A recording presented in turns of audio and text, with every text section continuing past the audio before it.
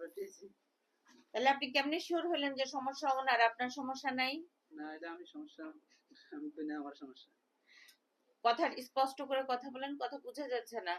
আপনি আমাকে বুঝায় বলেন আপনার সমস্যা কেন নাই। না, আমার সমস্যা আমি কইনি তো। সেটা আল্লাহ পাক কইতে রে।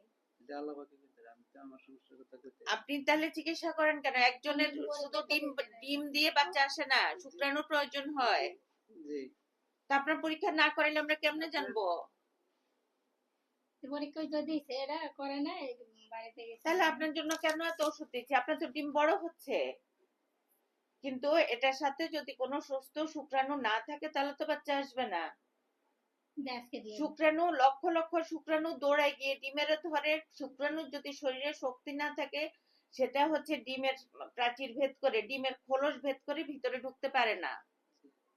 কথা কি বুঝতে পারছেন? আছে না এই যে দিনটা দেই সামনে। আচ্ছা, রাখেন রাখেন।